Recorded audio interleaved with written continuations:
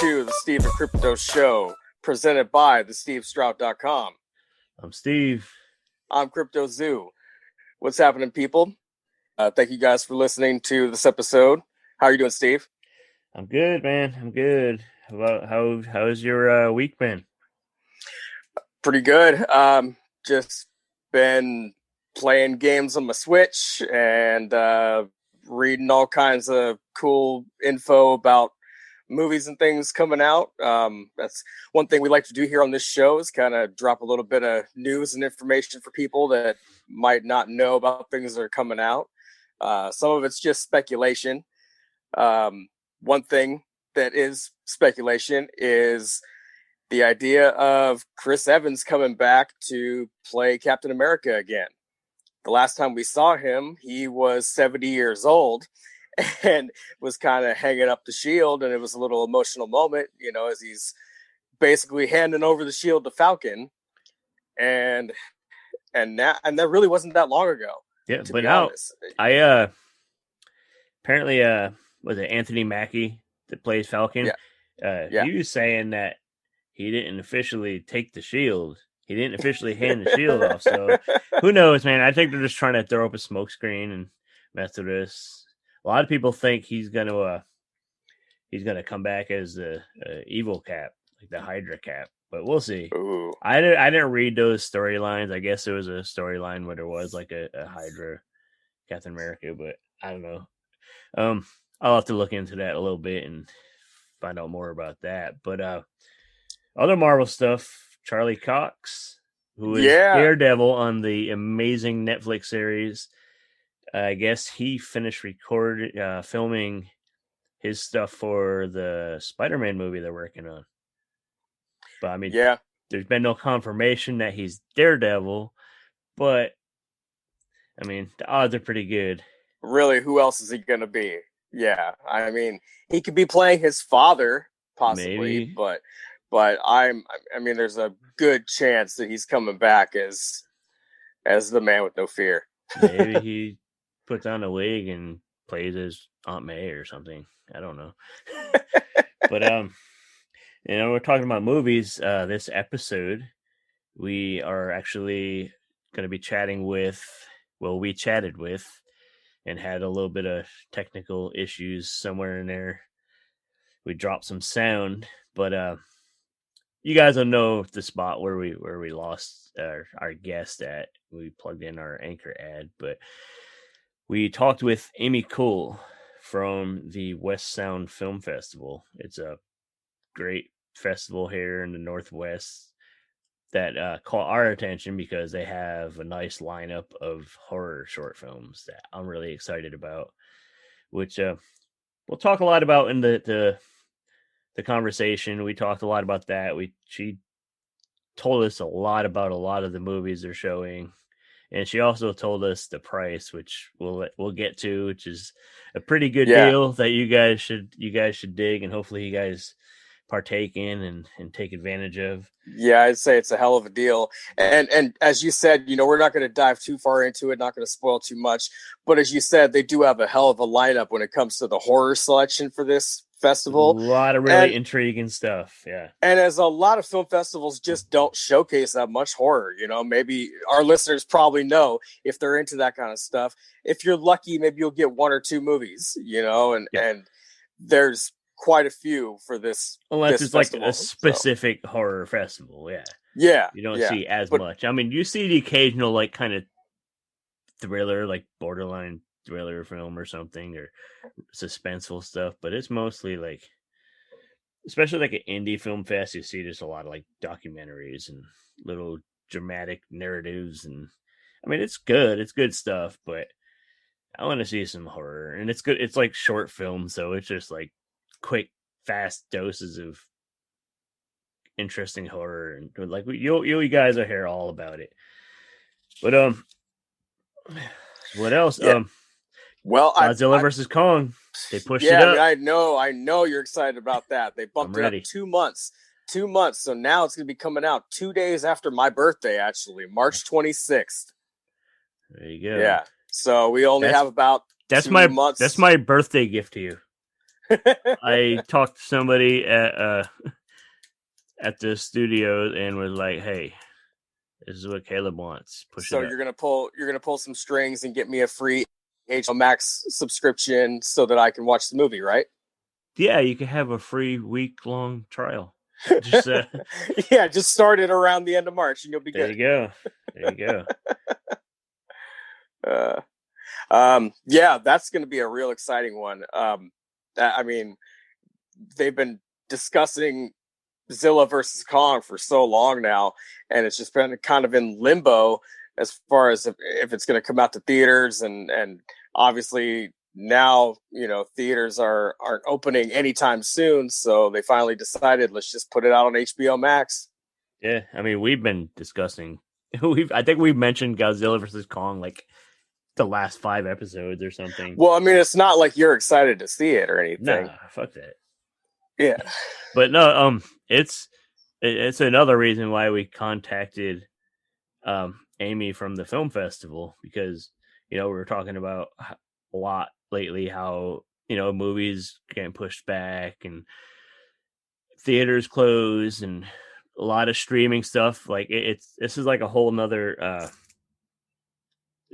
side of the film industry is the film festival, which a lot of them are kind of going streaming and online, or some are even canceling. So that's another thing we touch on in the conversation. But another huge, exciting movie thing. Like when I was a kid, I loved the Toxic Avenger. Like I don't know if you watched it yourself. Not so much, no. No, you didn't like it, or you didn't watch it. I just never really watched it. Oh man, Maybe caught a. I might have seen a clip or two here or there, but I don't recall watching consistently. No. yeah, like Trauma puts out a lot of movies that are not for everybody. They're they're art, definitely art, and they're entertaining, but they're not for people with. They're not Oscar Oscar worthy films. But like it really started with Toxic Avenger, just kind of like put Trauma on the map. Toxic Avenger it's a crazy movie about this like little bullied janitor kid at a gym. He gets bullied and pushed in like a vat of toxic waste, and he gets superpowers and becomes a superhero. And, typical, but it's just so cheesy and amazing. It's great. But little while back they a little while back they announced that they're remaking it, and it's exciting. It's kind of interesting that they're gonna have Peter Dinklage in it from Game of Thrones and all that. But Oh yeah, I yeah, think I heard about that. Yeah. like I don't know if he's playing like the main character or what, but they apparently a writer named Macon Blair, hopefully I'm saying his name right, wrote the script, and Lloyd Kaufman is the original guy who created Toxic Avenger, like the man behind Trauma. He said he read the script and it's better than the original. So Oh wow. like I mean, like I said, the original's not a masterpiece, but it is a cult classic. Which Mm. some of these cult movies have like rabid followings, and Well, and since there's probably a fair amount of fans of the classic ones that are going to want to turn their kids on to the new one. yeah, The kids might not appreciate the older ones because of the effects or whatever. They just can't, take it for what it is. see But they, what I like about it is the fact that Lloyd Kaufman himself is actually out here saying this movie's going to be fucking awesome, which is good because a lot of like those traditionalists are going to be like, stop remaking shit, blah blah blah. You know what I mean? Bitching yeah, about it. It's not the same, but you got the fucking man who made it saying this is better than my shit. Like that's right. awesome. That's awesome. Yeah. And the movie, the whole Toxic Avenger series, and there's a lot of other cult classic movies in under Trauma. But speaking of other cult classics that are not Trauma, one of our partners here on the show, Fright Rags, is celebrating the 40th anniversary of The Evil Dead, which is big. That's when you talk about cult classic movies, cult followings, The Evil Dead. Well, Fright Rags is celebrating the 40th anniversary of The Evil Dead with an all new t shirt, a baseball tee, and long sleeve shirt, as well as a restock of their lounge pants. And also keep an eye out for reprints from Evil Dead 2 and Army of Darkness stuff that they put out. Oh, dude, I'm really excited. Luckily, I've got some extra cash set aside for this occasion because I'm a big fan of Evil Dead. It's one of my favorite franchises. So, and I'm a big fan of Fright Rags. Honestly, I love shopping there. They really have some of the best stuff in horror apparel, and they've been around since 2003 now. I mean, they have apparel, they have accessories, they have a wide range of products for your favorite creature features. They really they've got everything that you need, man. I mean, they have, like you said, they got products for favorite creature features, slasher flicks, Oh cult yeah, I mean, classics. um, John Carpenter's Halloween. I mean, shit. If you just want a Halloween shirt, and you're like, that's all I really want. I mean, you have plenty to choose from Fright Rags alone. They have shirts for John Carpenter's Halloween, Universal Monsters, Steve's favorite Night of the Living Dead, one of my favorites, Creep Show, Twin Peaks, Evil Dead, of course. I mean, shit. They have so much to offer, man. I'm definitely going there probably after we're done recording this session and gonna go pick something up myself. For sure. So, um, stuff's all officially licensed and available now at frightrags.com. And our Steven Crypto Show listeners get 10% off when they use the code SteveCrypto10 at checkout. So get over there, buy some stuff, use SteveCrypto10 and get you a good deal and get you some cool shit. That's right. Steve Crypto 10 at checkout. All one word. So One tell him word. we sent you. Tell him we sent you or we'll swallow your soul. That, and we've been mentioning it on social media too. So if you forget, if you're old like me and you're forgetful, just jump on my Instagram or Crypto's Instagram and you'll see something posted somewhere about it. So what do you say we get into the conversation we had with Amy? I'm ready. Let's do it.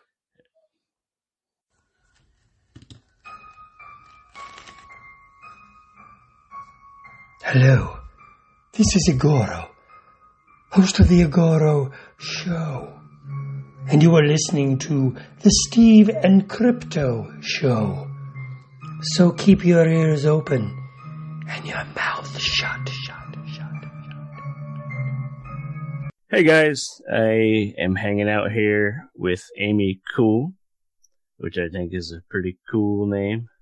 Mute my bad jokes.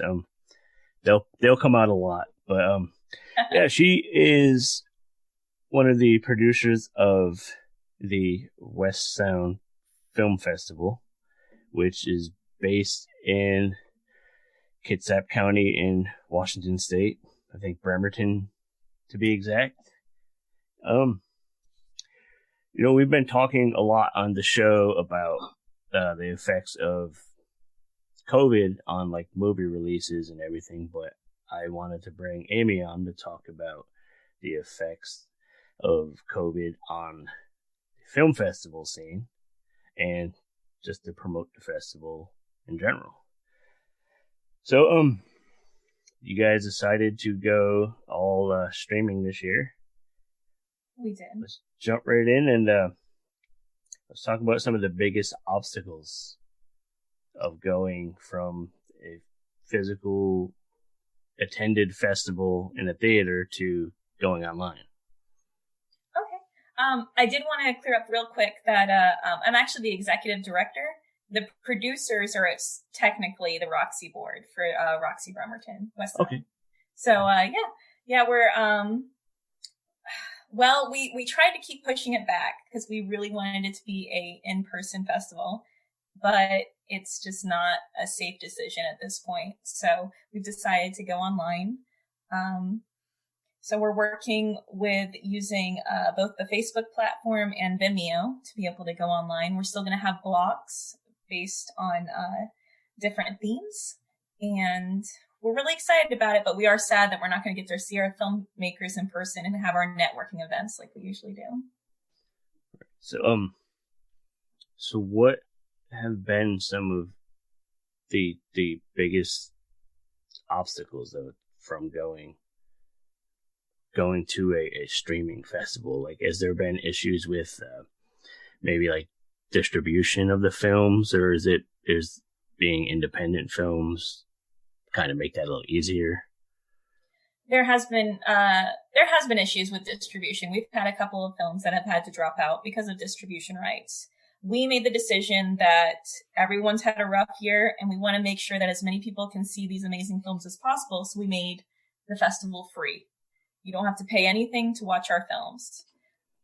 But unfortunately, that meant that some people had to not be involved because their films have distribution, and those have certain rules applied to them. So they were very kind about it, let me know they couldn't be part of it, and they know that they have free entry for any other festivals we have that they'd like to enter. So it was definitely a very amicable thing, but or amiable, excuse me. But it was sad to see them go. So that has been one of the biggest obstacles. The other one is finding a program that worked for us, trying to get the word out. And yeah, it's just a totally different beast from what I usually organize. So it's been a learning curve. Right. So in the whole process of making the transition, what did you guys, what other festivals did you guys look to that might have already made the jump to streaming to get kind of an idea to help you? You know, what did you look to for like advice or info or whatever to help make this work? Honestly, a lot of the festivals we usually look to canceled. So we just ended up going online and seeing what other festivals were doing. The names aren't jumping straight to my brain. Right. I'm sorry. It's been a crazy couple weeks. So those names aren't jumping straight to my mind, but we went online and saw what other people were doing, and we went on Film Freeway and saw who had positive reviews for online events and online festivals. And we tried to mimic them as much as we could and try to do what we thought would be best for the filmmakers. Right. So at what point did you guys decide, heck with it, let's just do this. Let's just put these films out.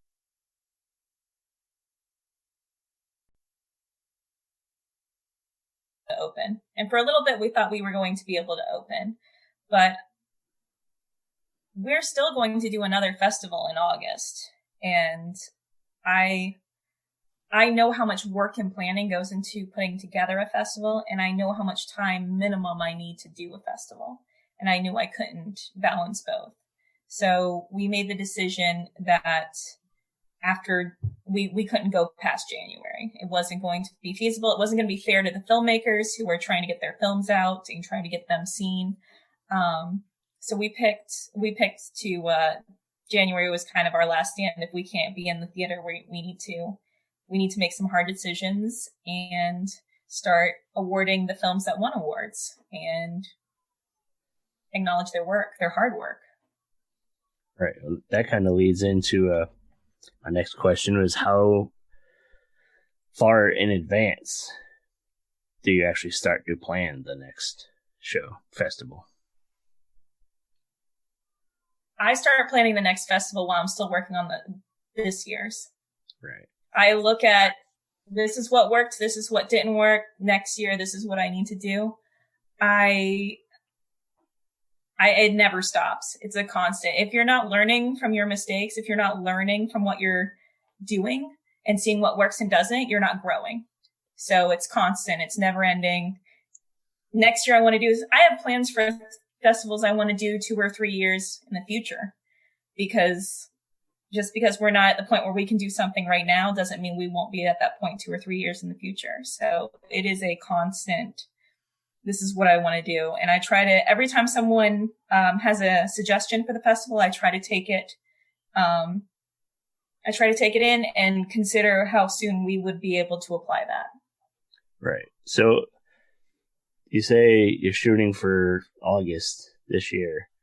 Are you planning, assuming that you're going to have an audience, or are you going into it thinking it's going to be online again? Or are you kind of keeping like the backup plan just in case this time? Or I mean, I think you already know this. The secret to any event planner is having 2 or 3 backup plans. Yeah. You never count on anything. Nothing is truly happening until you see it in front of you.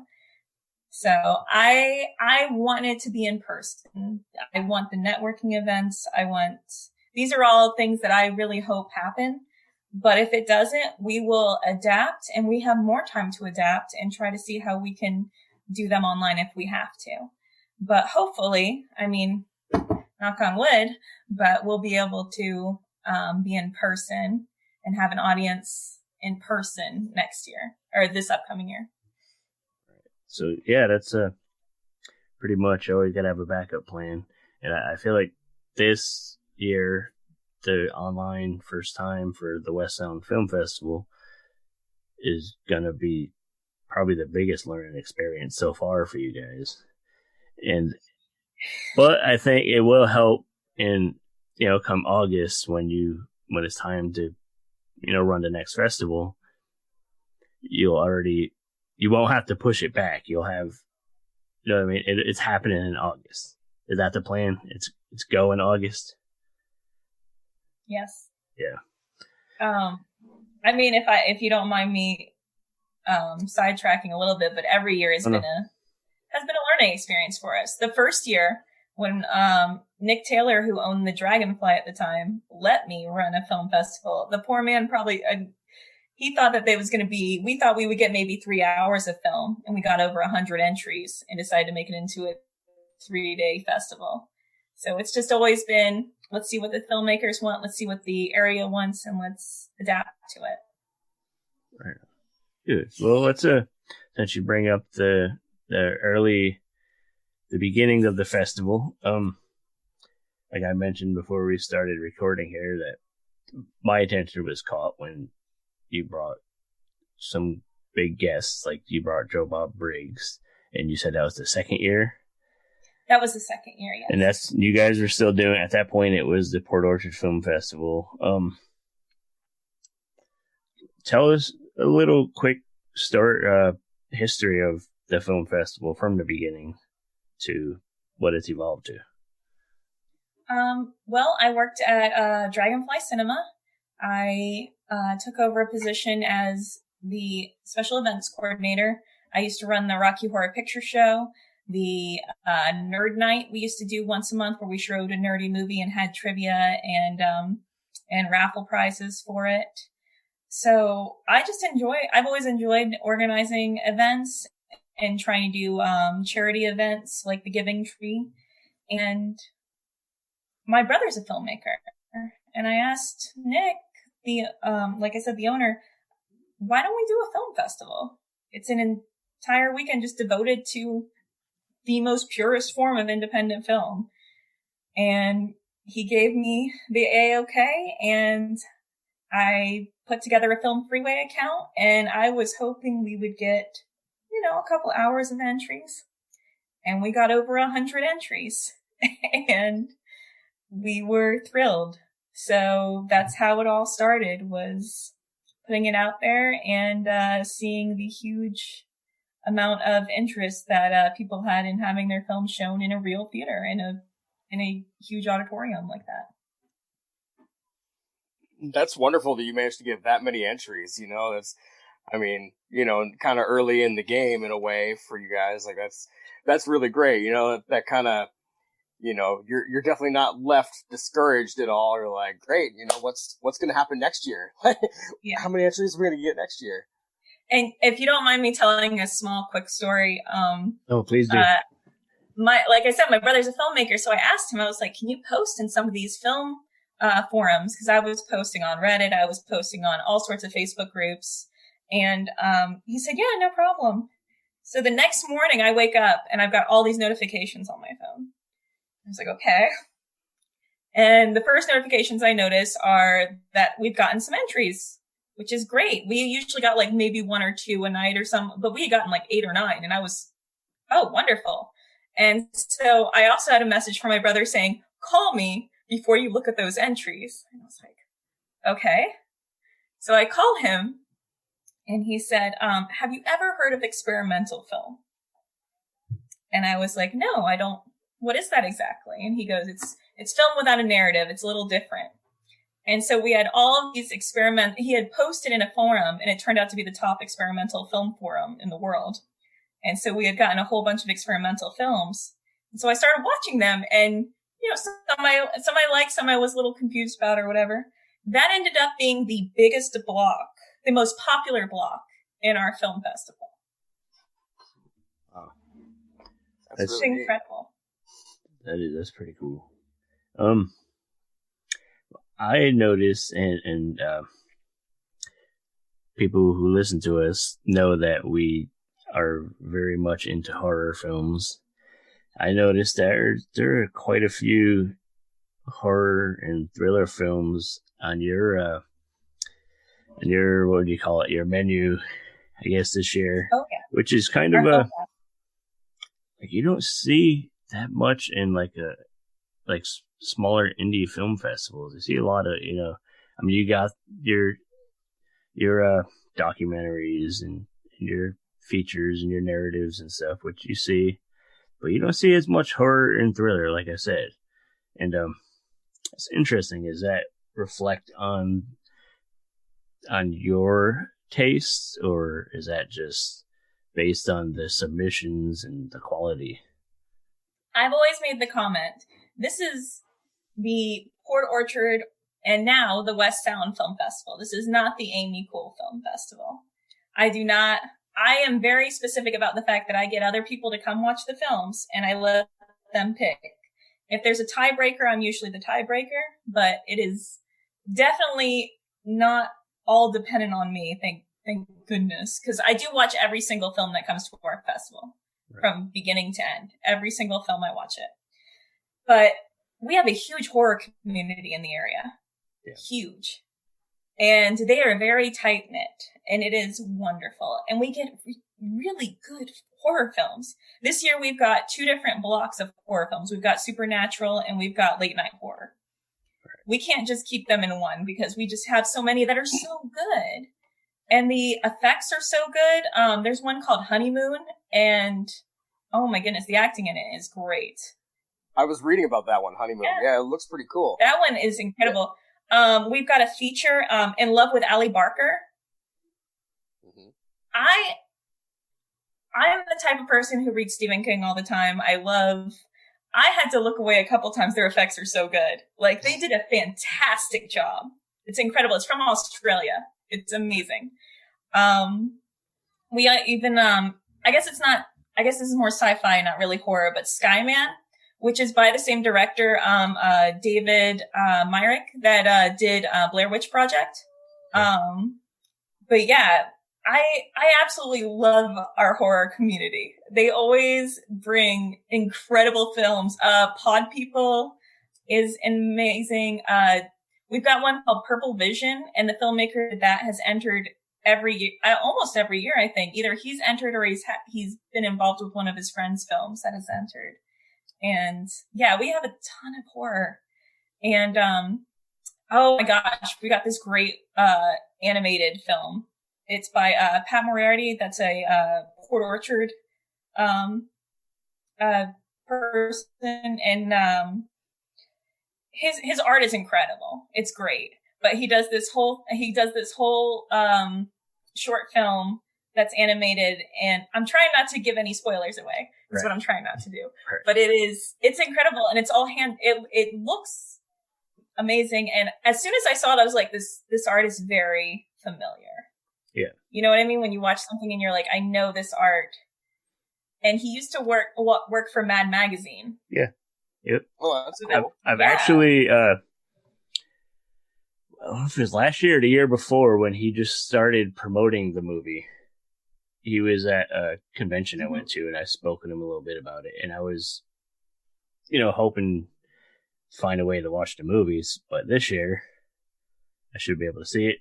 We got it for you, at the man. West Sound Film Fest. Yeah, that's cool. It looks really cool. Like, actually, on the front of my laptop, I have a sticker from him with one of his little illustrations. Oh, cool. It's a little fly, a little black and white fly. And I'm not sure if it was from the movie, but we'll see. Yeah. You have a great little variety when it comes to horror, for this festival.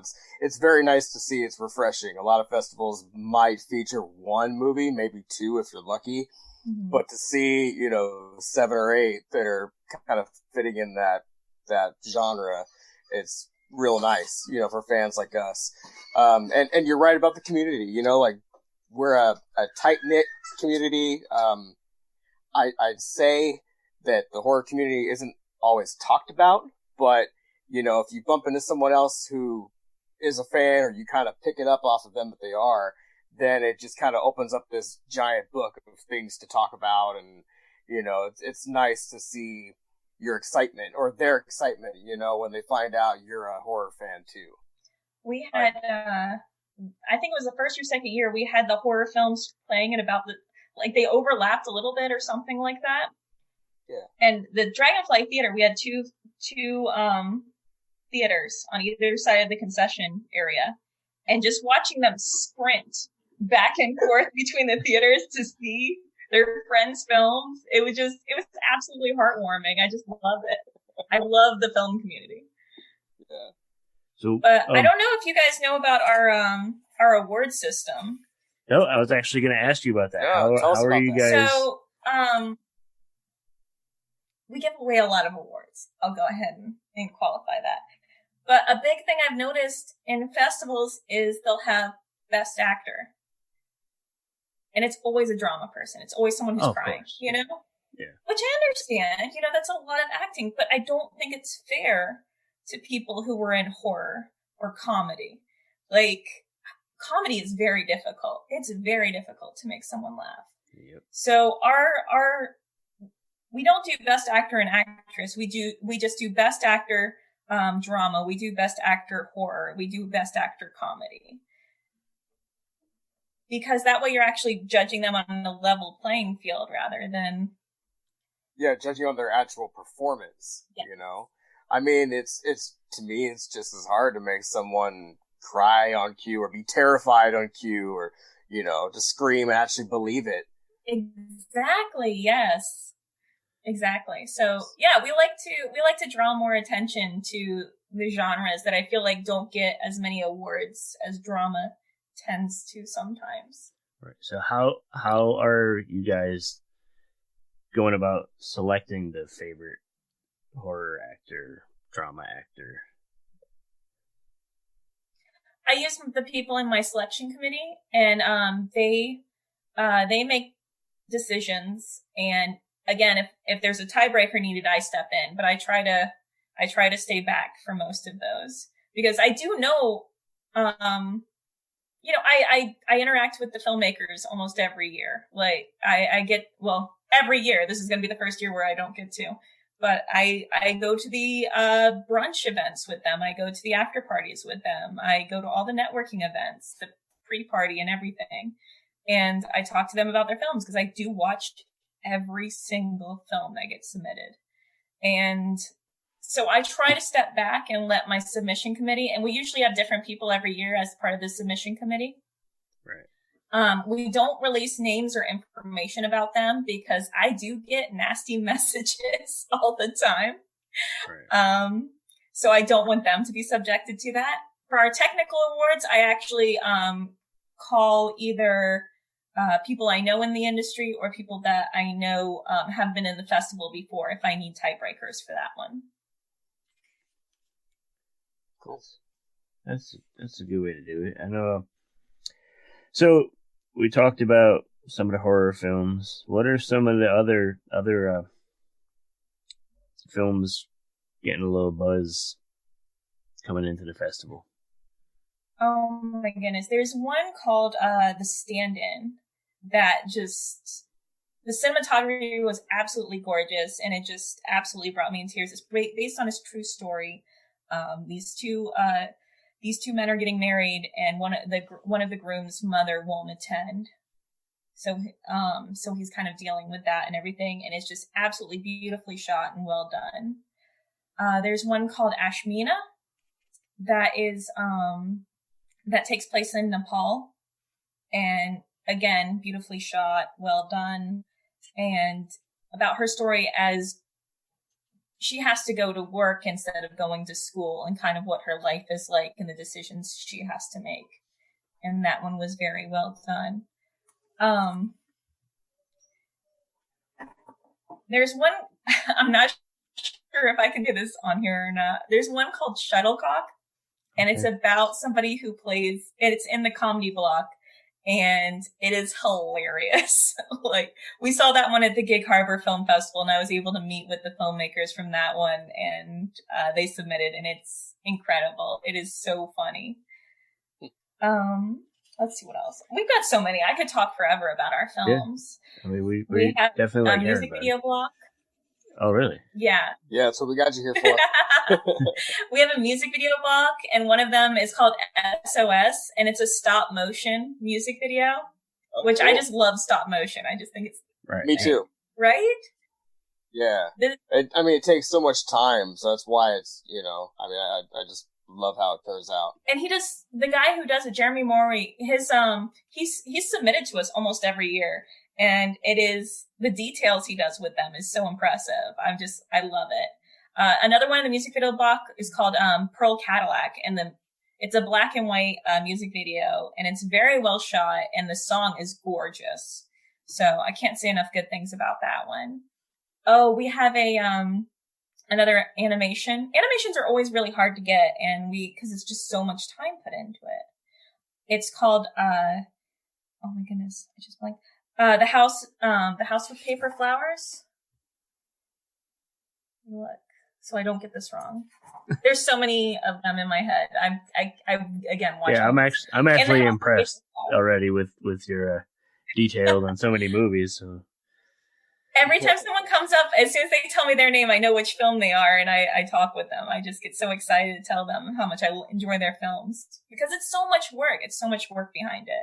But the House of Paper, in the House of Paper Flowers is a beautiful animation. Anita George did that one, and it's just absolutely gorgeous. And it's a very sad tale about this woman and her pets, and one goes missing, and kind of how she has to react to that and everything. But it's absolutely beautiful. But that one's in our Love's Journey block. Silent Key. That's a really good one. And I think you guys would like Silent Key. That's in our Apocalyptic block, okay. Which I guess, that's not exactly horror, but it's kind of like sidling up. There's some zombies, so I feel like it's sidling up. Yeah. That's but cool. Yeah, that whole block is great. 1214 in that one is incredibly well shot. Silent Key is a great story that really draws you in, and there's some incredible shots in that one. There's so many films. I could literally go on for an hour about the films in our festival. They're amazing. And like I said, the experimental blocks are always really popular. We've just ended up doing 2 of those now because they're just so popular, and they, there's so many different viewpoints. I just really enjoy those. And it gets you out of that headspace of this is the order in which things are supposed to happen in a film. They just took that, balled it up, and threw it out a window. And we're like, this is what I'm doing. Right. I need to just say, I dig your enthusiasm in talking about all these movies. That's like, it feels good to promote somebody's work. You know what I mean? And I see that you really enjoy it too. That's like why we do what we are doing, is for all these creators out here that are making this beautiful stuff that maybe some of our audience wouldn't know about, so we could turn them on to it, which is, that's what it's all about, really. But that's cool. I just wanted to say I'm enjoying hearing you talk about the movies, and it makes me excited to see them. So, I mean, you got to think about it that 5 minutes of a film is really an entire weekend of someone's life. Yeah, at least, minimum, yeah. Definitely. You mentioned that this year's festival is going to be online completely and free. Did I hear that right? Free. How are people going to be able to check this out? We have Facebook blocks, event blocks that you can click interested on. On the day of the 29th, we will be releasing the link to be able to watch the films. Because of legal reasons, we cannot release it until the 29th, and we have to shut it down at midnight on the 31st. So the best way to do it is to go on Facebook and just go ahead and click interested in the blocks that you're interested in. We'll also have the links up on our website.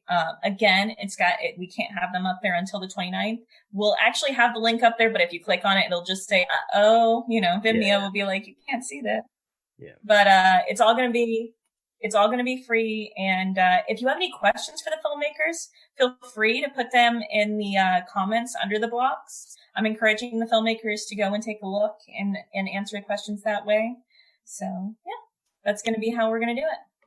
Well, it's great you're giving people a chance to interact with all the creators and filmmakers, if they have specific questions, or maybe even, somebody nerdy like us. It's like, how did you make that certain special effect go down, and just to know that they might actually get a straight up answer from the creator themselves. It's pretty cool. It's nice you're giving them that chance to do so. Yeah. That's probably my favorite part of every film festival is the Q&A. So I'm so sad we can't do it this year, but I'm excited to give some sort of way to try to offer that to the filmmakers and the attendees. Right. Definitely. Had you thought of trying to do like a live stream with maybe some of the category winners, like after the festival or something, just to keep interest and keep traffic coming to the site and everything? I'd love for that to happen. I just don't know who I could get to volunteer to do that unless you're volunteering to do that. A lot of this is on my shoulders until I get my submission committee together. I do a lot of this on my own. So, I mean, it depends. If I end up getting volunteers who want to do something like that, that'd be amazing. But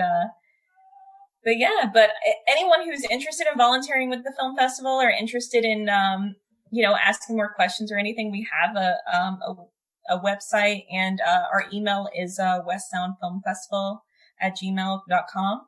So we're always looking for people who are interested in something like that.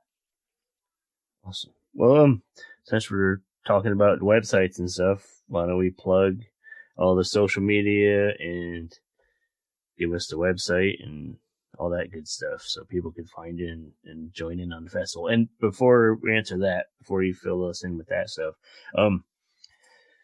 going back to the free online viewing, is it going to be available worldwide to view?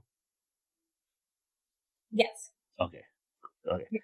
Let's social media. Let's plug it. We are on Facebook as West Sound Film Festival. And I'm double checking right now because I turned my phone off for this interview, but I'm pretty sure our Instagram is West Sound Film Festival as well. And we like to plug a whole bunch of our posters. We get the best posters. I really think that next year we're going to have to add a best poster category or something because the posters are incredible. It's important if you think about it. Like, how many movies have you watched because of, awesome poster or a cool, VHS or DVD cover or something? Like, my cousin used to work at a drive-in theater here, when he was a kid, and so I would go and see him, and he knew that we were coming, and he would kind of tell us don't go to concessions or anything, and he'd come out with his hands full of stuff, but he'd often have a movie poster in his hands for me as well. So as a kid, I had like Mars Attacks, Jurassic Park, Men in Black, all these, great iconic movie posters in my room. And yeah, I mean, a couple of them, I don't know if I ever even saw the actual film, but I have the poster for them because they look cool. Yes, I still have the poster from The Room and Widows and a couple others that I really like. I've got a Goonies and a Sandlot poster, I believe. But yeah, no, they do. And usually, and if it wasn't online this year, usually I'd print up the film festival posters and put them around downtown. But yeah, the film are between posters and trailers and everything else. Our people that submit to our film festival are incredible. They're so passionate about what they do and the films they make, and they're so excited about them. I'm just stoked to be able to show off all their hard work. Like I said, that's what it's all about. Feels good because I don't see myself as a creator, but I guess my contribution is pushing them all and promoting them all. So, yeah, that's it sounds exciting. I'm definitely looking forward to watching some of the movies at the West Sound Film Festival, and I'm sure Crypto is pretty hyped about it too, especially the horror stuff. For sure. But yeah, I was reading up on quite a few of them, and they look great. It's just nice to see a good variety that you guys are providing, and I mean, there's plenty of other festivals that are just, not calling it quits, but they're just taking a break for the year, or they have taken a break. And so it's nice to see you guys are still trying to put out something for people to enjoy. Yeah. Thank you so much. I really appreciate that. Show must go on. Yeah. Right. Honestly. Right. Our Instagram is West Sound Film Fest. So that one's not festival. We always make sure to put up links and everything when we post episodes, so that'll all get out there too. So we'll make sure we get it right. Okay. Yeah. But yeah, thank you for hanging out and chatting, and we will definitely be in touch. And we talked before about some events and maybe collaborating on something soon, and we definitely are down to do that. We gotta keep it nerdy out here, and that's all. And do what we can to open the world's eyes to all this great stuff going on that nobody's paying attention to. So hopefully a couple of our listeners jump in and partake in the free festival this year, which is yeah, you have no excuse, people. It's absolutely no reason free to not. Yeah. Is there going to be any kind of you guys have like a donation page or tip page or something set up for the festival? Well, we are funded through the Roxy, the historic Roxy. Right. And so we fall under them, so they're a nonprofit. So if you want to donate, I'm looking into how to add some sort of donation link into them, but honestly, I've been a little slammed, so that is on my list. I promise I'm working on it. Yeah. Okay, so we'll be on the lookout for that. And we're excited, and we haven't, we forgot to mention this whole time is the dates. Oh my goodness, yes. The most important thing, right?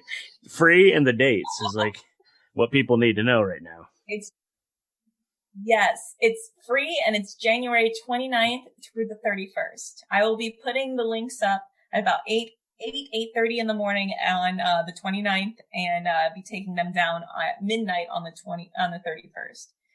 Okay, 11:59 p.m. on the 31st, so they don't go into the next month. Cool. Well, we'll be sure to be checking out a bunch of the movies on the list. We'll watch them and make sure that we kind of throw the links around and let our audience check them out, and hopefully you guys get a lot of great feedback. Thank you so much. Yeah, we're really looking forward to it. So yeah, thank you guys so much for having me on. Yes, thank you for hanging out. And like I said, we'll chat soon.